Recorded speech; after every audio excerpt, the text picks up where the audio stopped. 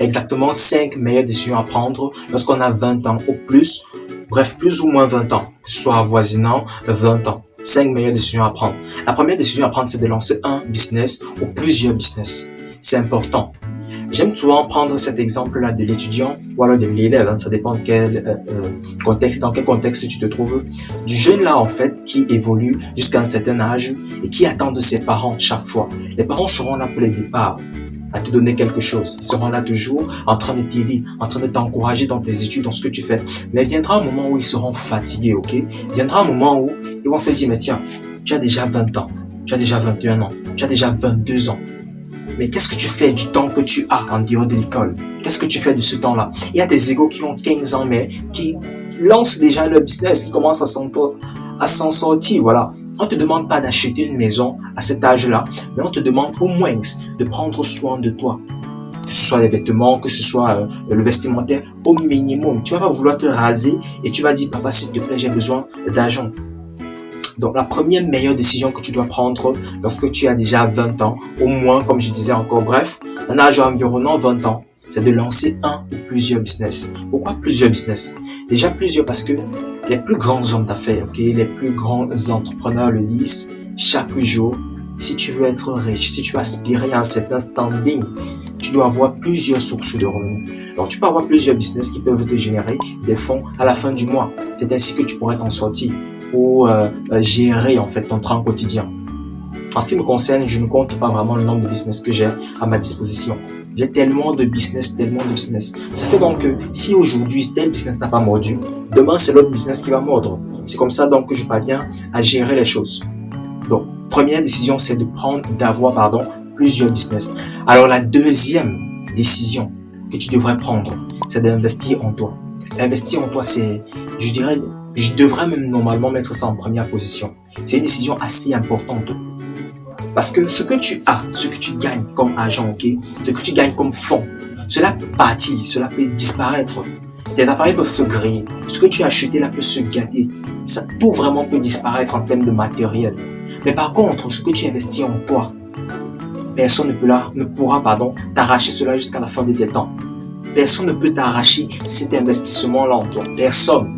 D'ailleurs, quelqu'un dit il y a une grande différence, entre être millionnaire et avoir des millions. Va checker, je crois que j'ai fait cette différence-là dans la dernière vidéo. Donc, investir en toi, c'est essentiel. Deviens une nouvelle personne, ok? Investir en toi te donne des habiletés, des compétences que tu n'avais pas au départ. Des compétences assez intéressantes dans le monde où tu veux, bien sûr, t'aventurer. Lis des livres, apprends. Suis des vidéos comme celle que tu es en train de suivre maintenant. Ne passe pas ton temps juste sur Facebook à checker, à scroller des pages qui ne sont vraiment pas utiles. Apprends, continue d'apprendre. Quand je parle d'apprendre, c'est pas nécessairement ce que tu apprends à l'école, mais ça pourrait être également des domaines de la vie, quotidienne. Continue d'apprendre. Investis surtout en toi. Alors, j'aime recommander 3 types de documents ou alors 3 domaines dans lesquels tu dois constamment apprendre.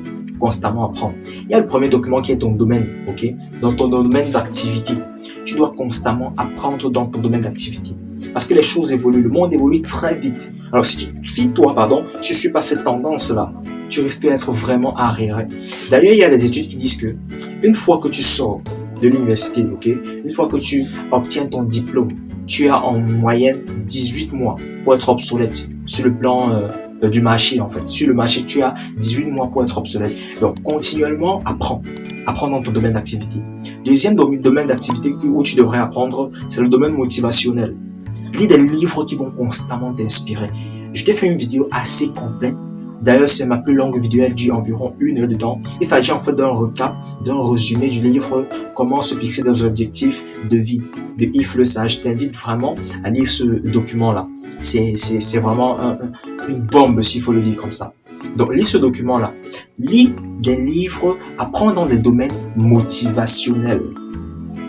La motivation, elle est très, très essentielle pour l'homme.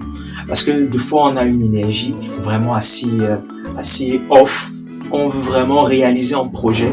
Mais vient des moments où vraiment cette énergie-là est en baisse, ok? Des moments où tout en fait nous décourage. Des moments où on ne veut même plus réaliser ce qu'on avait prévu réaliser. Juste parce que la motivation est en baisse. Lis des documents comme cela. Alors, le troisième type, le troisième domaine, le document dans lequel tu devrais lire, troisième domaine dans lequel tu devrais beaucoup travailler, c'est le domaine marketing. Si tu n'es pas au courant, nous sommes en fait sur une chaîne d'entrepreneurs, une chaîne de businessman, s'il faut le dire.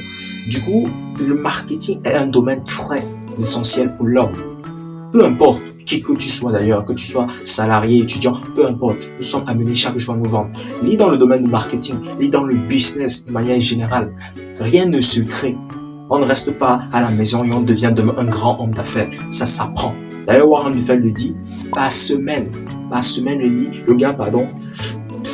par an, par an, le gars lit plus de 60 livres par an. Et il a environ 3-4 heures de lecture par jour. Lis dans ces domaines-là. Je récapitule. Domaine d'activité, sois bon là-dedans. Domaine motivationnel, il faut lire pour beaucoup t'inspirer. Et enfin, le domaine de business, domaine marketing, business, tout ce qui a trait en fait à l'entrepreneuriat. Il faut lire dans ces domaines-là. Alors la troisième décision très importante que tu devrais absolument prendre, c'est de ne jamais. Alors quand je dis jamais, je suis peut-être assez rigoureux dans ça, mais c'est de ne pas t'endetter inutilement. Inutilement. Il y a des dettes importantes, ok? Il y a des dettes, qu'on a besoin de faire. Il y a des dettes très importantes. Tu veux lancer un business qui te demande assez d'investissement, mais tu es sûr du retour de cet investissement-là. En ce moment-là, tu prends une dette. Là, c'est normal. Mais tu ne peux pas, par exemple, vouloir acheter un vêtement, vouloir acheter une chaussure, vouloir acheter quelque chose de vraiment pas très important. Vouloir acheter surtout un passif. Parce qu'il faudrait même que j'utilise ces termes-là. Tu ne peux pas vouloir acheter un passif et tu fais un prêt. Et si toi, tu ne connais pas la définition d'un passif, un passif, en fait, c'est quelque chose que tu achètes qui ne t'apporte pas de la valeur, qui ne te donne pas de l'argent, s'il faut le dire terre à terre, qui ne te rapporte pas de l'argent. C'est ça un passif. Maintenant, tout dépend de comment est-ce que tu appelles tes passifs. Par exemple, mon téléphone, c'est pas pour moi un passif, ça me permet de gagner de l'argent. Pour quelqu'un d'autre, c'est juste pour WhatsApp et autres. Donc, n'investis pas. Je veux dire surtout, ne fais pas des prêts, ne t'endette pas pour acheter des passifs. Ça, c'est être vraiment insensé. C'est être vraiment insensé. Ensuite, le quatrième domaine, c'est de lire beaucoup. Lis beaucoup. J'ai déjà touché ça dans le deuxième domaine et je reviens encore dessus. Il faut beaucoup lire. Il faut beaucoup lire. Quelqu'un avait dit que toute la connaissance, tout ce dont on a besoin se trouve dans les livres. Et malheureusement pour nous, les Africains, lorsque tu as besoin de cacher une information en africain, tu mets ça dans un livre off. Pour la vie, la personne ne verra jamais. Mais soyons différents cette fois-ci. Surtout pour cette nouvelle année-ci là. Donnons-nous des défis, des challenges à relever. Lire beaucoup. Vraiment, je sais pas quoi dire à ce propos. J'ai tellement changé de ce que j'ai eu à lire, de ce que j'ai eu à écouter. Parce que ce que tu écoutes, d'ailleurs, l'homme, on le dit bien, l'homme, c'est en fait la somme des gens avec qui il hang out, bref, les gens avec qui il échange, voilà. L'homme, c'est la somme des gens avec qui il échange, c'est la somme des documents qu'il lit actuellement aussi, c'est la somme de ce qu'il écoute. C'est ça qui fait l'homme. Il n'y a aucune différence entre le toi d'aujourd'hui et le toi de 20 ans, le toi dans 100 ans même. Il n'y a aucune différence en dehors des gens avec qui tu as échangé et en dehors des livres que tu as eu à lire pendant cette période-là. Donc, lis énormément. Je t'ai déjà cité les 3 domaines d'activité dans lesquels tu devrais constamment lire, constamment te ressourcer surtout. Et enfin, le dernier domaine, c'est de beaucoup voyager. Beaucoup voyager, c'est une décision non seulement importante pour ton bien-être personnel, mais également même pour ta culture. Mieux encore même pour tout ce que tu entreprends. Parce que voir les choses d'un différent angle est toujours important. Ça fait du bien de voyager non seulement, mais ça te permet de prendre un recul sur ta façon de voir les choses, de prendre un recul surtout sur tes activités, sur tes business et de voir les choses de manière un peu plus différente. Ça fait hyper du bien. Ça fait tellement de bien de voyager.